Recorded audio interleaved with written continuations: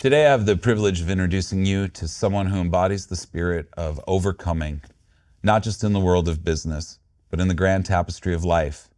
Tanner Tennyson is not just the owner of Integrity Roofing, which is Kitsap County's largest #1 roofing contractor. He's also a recipient of Kitsap Leadership's Top 40 Under 40 Award.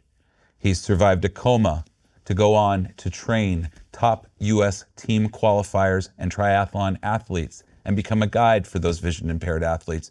He's also a triathlete himself. Tanner's story celebrates the extraordinary strength that's found within the human spirit and really is a testament to the power of resilience and determination. Join us this afternoon for a conversation about real-life struggles, the powers of perseverance, and the relentless pursuit of dreams.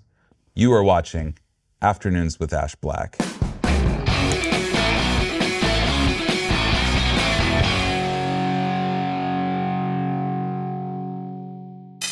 Tanner, thank you so much for joining us today on Afternoons with Ash. Yeah. I appreciate you coming out here today. Good to see you.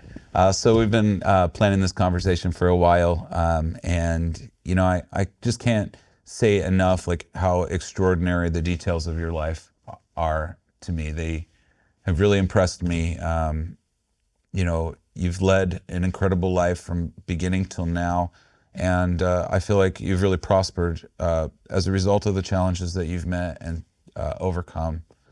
Reflecting on your journey, specifically from overcoming significant health challenges in childhood to becoming an extremely successful businessman here in Kitsap County. You're also an owner and an athlete. What lessons have you learned that you know, you believe you can inspire other people with? I just think that you know, if you're going through any sort of adversity, or you know, you should, in a weird, twisted way, kind of look at it as a gift, you know. And we have this quote, or I have this quote in our office that it just says, failures and problems, or it says, high performers see failures and problems as opportunities, their greatest gift. And I think that if you can take that mentality towards whatever it is that you do, I mean, you can take it, apply it to your parenting, apply it to your friendships, apply it to your physical health, apply it to your career, or in whatever, you know, mode you want to stick it in. If you can look at the benefits of failure and setbacks, they build such a bigger, more dynamic capacity within a human being, and that you know, when you get through those things, you're different, and you don't really recognize that until you end up on Afternoons with Ash. and and you hear the resume of your life, and you go, oh yeah, okay, yeah, all those things happened. Weird. But you know, but you keep building on, you know, the building blocks of all the failures and all the problems and all the setbacks, and they all just become stepping stones to being able to handle more and more and more and more and more. And so the things that were, you know, at one point a big setback is now you have such a different perspective of like, oh no, that's not a big deal. We can get through that. And that's, you know, what other people might debilitate them or psychologically just put them down. You know, you can go, oh, I've been through that before, or I've seen that. You know, I know how that works out. It just does work out, you know, and you'll fight your way through it, and you'll become more, you know, you could say resilient, but you could also just say, I think you just start to trust the process of life a little bit better, and your character becomes more sustainable, and your capacity to lead gets larger, and you start to, I think you start to recognize, okay, when I make it through this, that will be for a reason that I can't see right now, but that's not for me to see right now. But I will see it at some point, and I'll be glad for it. And so when you start to look at your life in a different lens, and of maybe just 100,000 feet above, then you start to get out of your own skin and realize, okay, there's a game being played here, and I want to play this really well. And so that's just how I've always viewed life. Because what are you going to do? When I was a little kid, I was just growing up in Children's Hospital, and so it was like, I am debilitated. I can't do life as a kid, and it sucked. But then you're like, okay, well, what do I have? What do I have control of? And I have control of my mind and how I can view anything that would be viewed as an obstacle. Maybe it's not an obstacle though. Maybe it's a huge blessing. So I think it's really important that we visit that for a second, and obviously Sure. that is the beginning of your story. But in talking to you and understanding your business around town, obviously there's a lot of people hungry for Tanner Tennyson of Integrity Roofing, like that's what they want to hear. But I think what most impressed me about you was the individual, and it's kind of hard to find information about you because you're so humble about all of it. Even if you Sure. look on your company website, it says something to the effect of, Tanner returned to Kitsap County.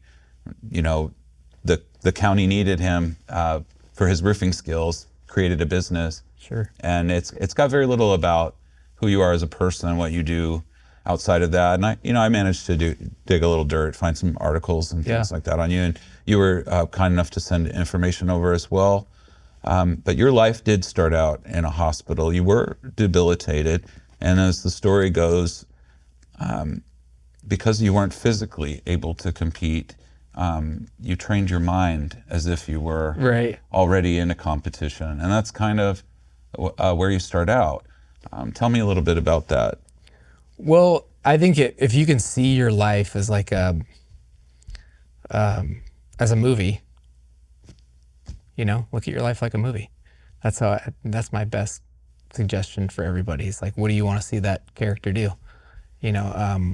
I remember one of the maybe poorest decisions I've ever made, which is kind of funny to say that now, but like I was commercial fishing, and my friends called me on the boat, and they were like, hey, if there's a buy two, get one free Ironman.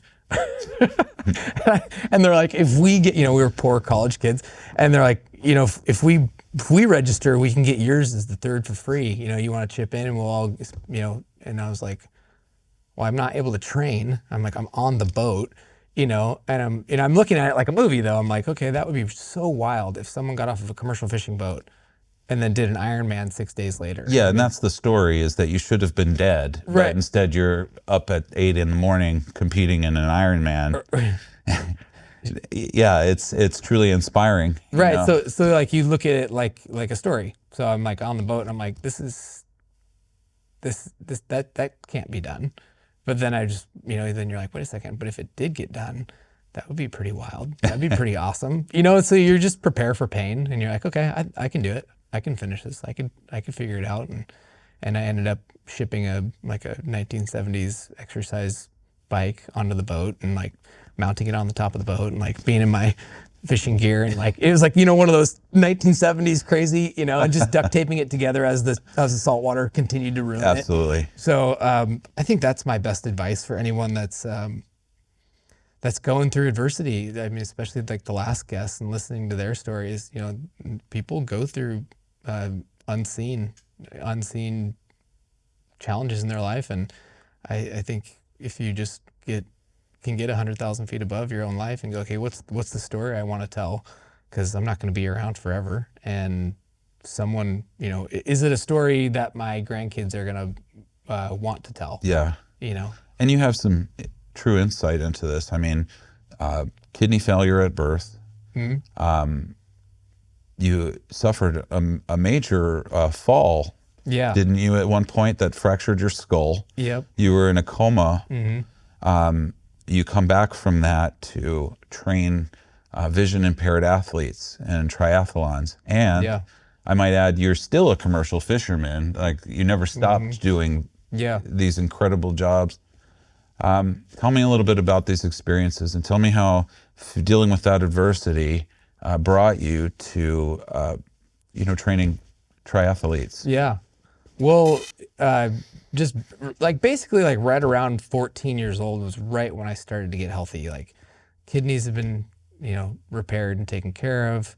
I had like, all kind of 8 different stomach failure diagnoses. And then I had lost my gallbladder, and then I had liver failure in early 9th grade. And it's like Benjamin Button. Like the older I get, though, the more healthy I get.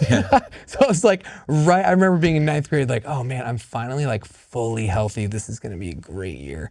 And it was September 14th, 2001. So like right after 9/11, I actually fell off a roof and broke my skull. and then wanted to become a roofer because heights just scared me. Yeah. And so, so then I was in a coma and for 3 days, and got out, and had to deal with memory loss and learning issues and everything, and struggled my way through school. But that was a really dark 5 years of being a young man, 15 to 20, with all the energy and athletic capacity and desire to use my abilities, and just not being able to. It was not fun, and it was a lot of questioning, like is my body meant to live? And so I can understand people that have some thoughts of ending their life, because it's like you start to see the insights of like when it just seems like you're not being allowed to live as you were intended to, and so you start to just kind of go with the river's flow instead of going against it. And then that's kind of how I think you start to step back and okay, there's something greater at play here. I wonder what is my life meant for? Is it for me to shine as an athlete, or is it for me to give away what's not even mine in the first place, being my life and my body? And so it was like, okay, all right, I need to just let go of an idea that I'm going to be an athlete, or be an NC2A athlete, and just completely let that go and just kind of see what happens. And I ended up in the wrong doctor's office is really actually how I started to heal. She was like an ear and eye balance specialist. She's like, I'm not a neurologist. What are you even doing here? Mm-hmm. And I was like, well, I'm here, throw me a bone. And she was like, well, what if you treated it like a soft tissue injury?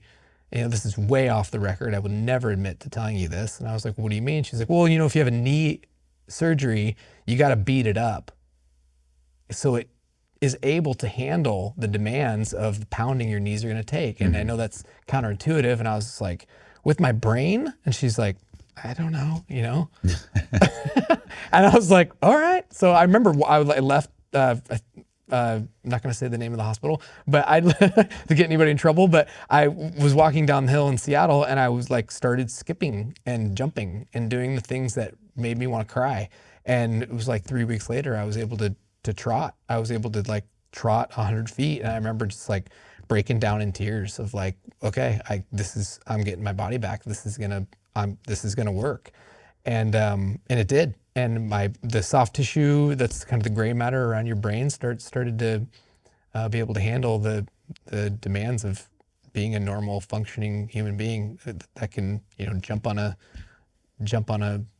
in your shoes, or go for a fast walk, or, turn your head quick, and all the things that I couldn't do. And so, and I remember thinking, okay, I want to give away my body. I want to give it away. And I was praying about it, and I was just like, put me in contact with someone that could use my body. Yeah. And I had transferred to University of Washington from OC, and I joined the triathlon team there. And this guy, we're doing this fundraiser, and this guy hands me a 20. It's kind of out of nowhere, and he's right next to me, and we're on bikes riding in the like before the Huskies game, and he hands me a 20. He's like, hey, can you get me a fifth of Jaeger?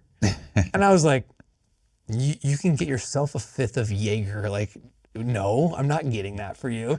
And he's like, well, I would, but I'm blind. And I was just like, oh my gosh, who are you? Like, yes, like, let's go. You're blind. How do you do triathlons? How do you do marathons? How do you, it was just this amazing human. Yeah. and we just became best friends. And he was in the physical therapy. He was getting a master's in kinesiology and a blind physical therapist. And I was just like, you're on another level of humanity. And that's Aaron Scheides. Aaron Scheides, yeah. Yeah. He's a 7-time world champion vision impaired athlete who's just unbelievably fast. You know, he runs like a 2:15 marathon. I mean, he's just crazy, crazy world class. Sponsored by, you know, Oakley and Cliff Bar and, you know, all the, you know, big time real athlete. And then he introduced me to Patricia Walsh, who has gone on to set world records, and I guided her in marathon. And I mean, like, you know, when everyone else in college is partying, I'm hanging out with blind people, you know, getting up early, picking them up, dropping them off. And she was an unbelievable athlete and professional. She's a, you know, software engineer at Microsoft at the time. And, you know, completely, she had only 3% light vision in one eye. So, I mean, she was blind. I mean, really, really, truly blacked out, nothing, no vision. So, whereas Aaron could, you know, he could kind of tell that you're sitting there, but couldn't read a menu. So these are people that just stomped on anything that, you know, any of my woes, you know. I want to get to some other things, but in that moment where you cross the finish line together, Sure. tell me about what that feels like, what that victory feels like. Oh, yeah. For two individuals to carry each other through a finish line. Yeah. Like that. That's got to be. Yeah. It gets, yeah, it gets pretty emotional. It gets emotional when you do it alone, but it gets really emotional when you do it with another person that they can't experience to the degree that you're experiencing it, because you can see, you know, so you're kind of explaining to them, you know, they can hear people around them and what's going on, and I have to tell them, you know, the time and if we're hitting our numbers and we're getting our goals, and it's way better than doing it on your own. It's way better. Like I've done a lot of triathlons on my own. I've set a course record before. That was a cool accomplishment, but there's just nothing close to it when there's a person that is taken down, you know, fully vision capable people, but they're completely blind. They live their life that way, and it doesn't seem to stop them at all in what they do at all. I mean, these two human beings are they're world-class athletes, but they're on another level of capacity to handle the demands of reality. Yeah. You know, they just go with it.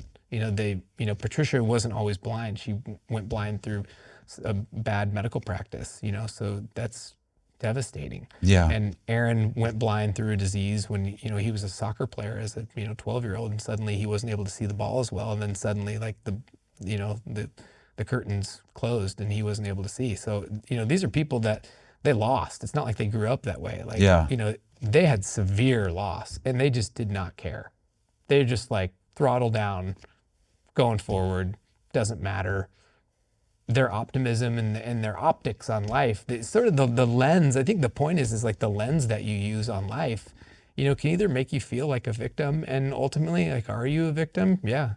You were born on planet Earth. You were a victim of humanity, you know, of humanity and the human experience, and living in a body that's not going to last forever, and all the things that go along with that. And so just the perspective that you can have on a situation is completely up to you and is in your control. And I think it is easy to, especially now with social media and communications and information being everywhere, you can easily compare your life to someone else's and think, gosh, I suck, you know, or why can't I be like that guy, you know? Yeah. But people don't really recognize, you know, like the great things that are happening in anonymity, you know, where no one's seeing you and no one's watching you and no one cares about you because you're not famous and you're putting in the work and you're doing all the things you need to do to be where you want to be someday.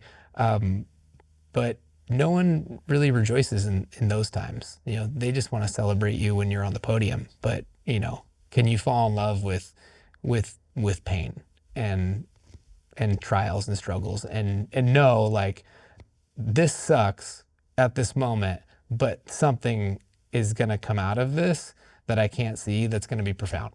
And if you can trust in that process, you're going to be on another level. So, and if you do that time after time after time after time, then it just becomes regular. And so I think that's really what I learned from spending my college years with blind people. Tanner, there is so much about you that I'd like to cover. I do have two final questions for you, because I think, something else that we've kind of touched on was actually what introduced me to you. Yeah. And, brought me to doing this show. And that's that you've found another way to give sight to people, and that's through building awnings for children and their parents to enjoy games at our fields, our local fields. And when I met you and we first discussed it, you described it as being a change in the way that people think about sports as a society. And I thought that made real sense. Why don't you tell my viewers what it was that you did and why it's so important? Yeah. It's just crazy how I didn't even consider it when I started the company, but I grew up super poor and had people that were paying for me to play sports and not having family, support and all that. But when you look at like the other states and other areas around the country, like Texas and Idaho, there's some really tight communities and some really tight families. And you look at something that seems insignificant, like the ability to go watch kids play sports, you think is not a big deal, whatever, bring your umbrella. But if you can do it in under a covered, roof or anywhere that you can be dry, people are going to come out. Yeah. And you look at like the trickle down effect of that is like, okay, parents come out, families come out, elderly people come out that don't want to sit in the cold, and they can be there to experience their kids and their families, and you get a tighter bond, and you get people willing to go to games and willing to have their kids in sports. And what happens to a family and what happens to a community when they can get together physically and literally break bread during the games and after the games, it's like it changes the community. So if I could be a part of that, I certainly want to be. And so that's just the opportunity that came up when Central Kitsap School District reached out and said, hey, can you guys provide the roofs for Olympic High School in Klahowya? And that kind of like a huge light bulb went off, and I'm like, why aren't we doing more of this? Like we should do this everywhere. And so we just started just kind of tackling as many sports facilities and places where, it's like you go to any Pee Wee field and it's just like the dads and moms are like trying to, rub a couple bucks together and figure out how to build something for the kids. And it's like, wait a second, we do this for a living. We should just do this. Yeah. And so if we can be, let families come together and get behind their kids, and, because you think about what happens in sports, like you get challenged, you fail, you get hit by a ball, you don't perform well, you do perform well, you have to deal with challenges and do it together as a team and succeed together. So it teaches a lot of great things. Yeah. So looking back on your life, your incredible journey, seeing it through the lens, what advice would you give to your younger self, and what message would you share with younger members of our community who may be facing similar challenges today? Oh, just to know that, life is so profoundly dynamic, and you just don't know what is going to come from the trial you're in at that moment. And then if you stay engaged in whatever you're dealing with at that finite moment, I remember like after I got out of my coma, I'm like, how am I going to graduate 9th grade, much less high school, or live a life? And you start like future tripping, and just the anxiety builds and the fear and the stress and all those things. And if you can learn to kind of reel yourself in and go, okay, what am I doing right now in this moment? Michael Gervais has a great concept on this, that he's dealt with the Seahawks on this, and he said, we're not going to talk about getting to the Super Bowl. We're not going to talk about getting to the playoffs. We're not going to talk about winning our first game or even the next game. And we're not going to talk about doing well in this practice. We're going to talk about putting our cleats on really well. Like really breaking it down and going like, Can you be engaged in every moment of every little thing that might be a struggle or not a struggle? But if you can just stay engaged in this one small moment and tackle that and deal with that, then you're going to have a great practice. And if you string together a series of great practices, you're probably going to have some good games. And if Yeah. you string together a bunch of good games, you're going to be in the playoffs. And that will lead you to being to where you want to be. But right now, people are so, they're so solicited. You know, we're so heavily solicited on social media with being famous, Yeah. or being successful, or being better looking, or being better dressed, or all these things. And it's like no one is talking about the difficulties that these world-class athletes, business people, what they went through. Yeah. And at some point they went through hell. You know, maybe a minority of them got it handed them on a silver platter from mommy and daddy, and who just gave them a business and gave them a life. Sure, there are those people, but the people that really sustain it and grow it and really do well in life, like they know how to be engaged in trials. Yeah. In the moment, especially when the moment sucks. And so I think that's a message that, like, you know, kids need to learn. They need to, it's not going to be easy. You know, I tell my staff all the time, I'm like, I can't promise you this is going to be easy, because I would be lying to you, but I can promise you it's going to be worth it. I have a feeling no one on your staff is allowed to take a day off. Tanner, seriously, you are a wonderful human being, all the things that you do for this community and, you know, for others in general. You don't see a lot of folks going out there and finding ways to help, but you definitely are.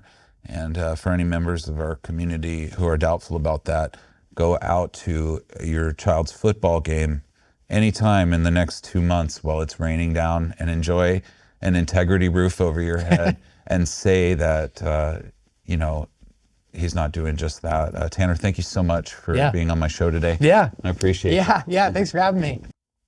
As we wrap up this vibrant conversation on Afternoons with Ash Black, I wanted to express my heartfelt gratitude to Tanner Tennyson for sharing his incredible story.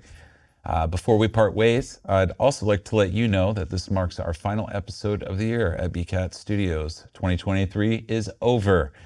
It's been an amazing journey, and we appreciate each and every one of you who has joined us for the ride. Remember, you can always catch all of this year's episodes of Afternoons with Ash on our YouTube channel. Connect with us on Facebook, facebook.com/Afternoons with Ash.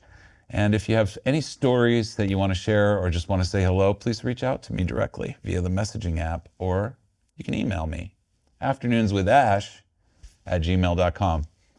Stay tuned for more exciting episodes in the upcoming year from all of us here at Afternoons with Ash Black. Have a wonderful holiday season, and we look forward to sharing more stories with you in the new year.